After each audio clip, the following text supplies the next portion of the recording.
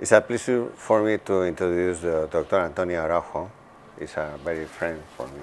Thank you so much. And Dr. Antonio Araujo is head of the Department of Medical Oncology del Centro Hospitalario do Porto. He's a full professor of the Institute of Biomedical Science, Abel Salazar, at the University of Porto. And I would like to perform an interview with some questions about the genomic screening to predict response in immunotherapy. And the first of these questions is when and which test should be assessed with the PD-1 expression in patients with non-small cell lung cancer. Antonio?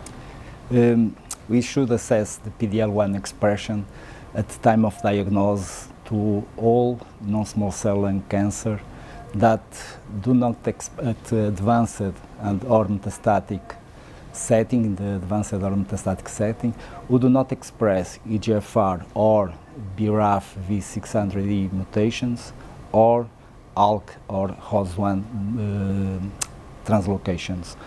So these are the core of the ones. Then, because PD-L1 is not on-off biomarker, we should also assess its dynamic in the continuum of the disease. So whenever the patient progresses, we should assess the expression of PD-L1. Right now in the tissue, we should do a rebiopsy in all these patients to assess in the tissue the expression of PD-L1.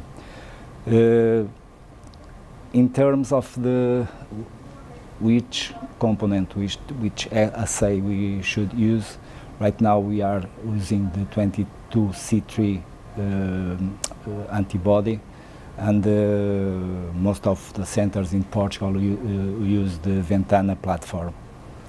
So at the time of diagnosis, and because it's not an off receptor, it varies and is a very dynamic biomarker, we should also do it the progression. Okay. And about this topic, what is the minimal molecular information that we should demand from our pathologists before recommending a systemic treatment? Okay. That's a very difficult question. No, first of all, the pathologist should give us the type of non-small cell lung cancer we have or the patient have.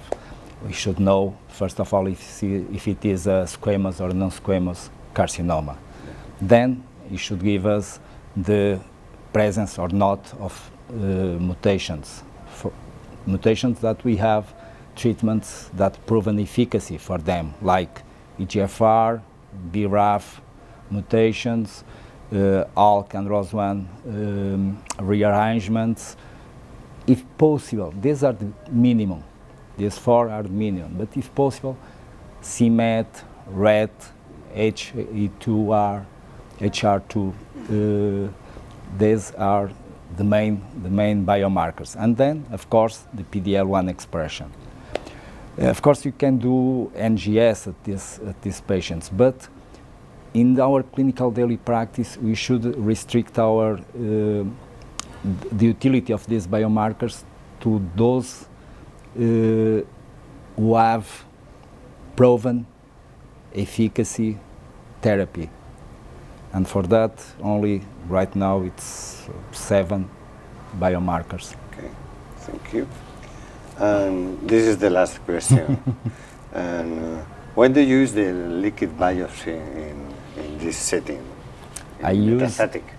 Yes, I use the liquid biopsy in 2 situations. The first one, it's the most recommended one, it's at progression.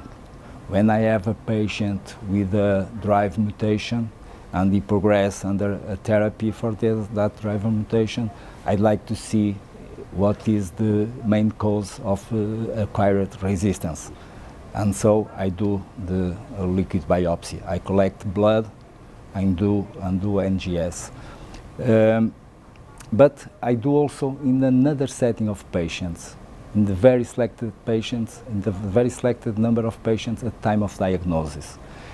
In the case of, I have a little tissue, and the pathologist said to me, okay, I give you the histology, I give you the PD-L1 expression, but I do not have any more tissue to do the biomarkers. And so at time of diagnosis in these very selected patients, I do also liquid biopsy with NGS.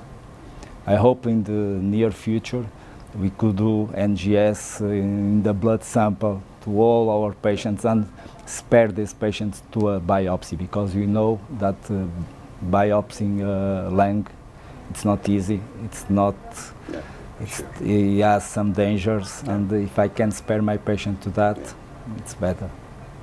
Okay, thank you so much for your contribution. It was a pleasure, it was a pleasure, thank you.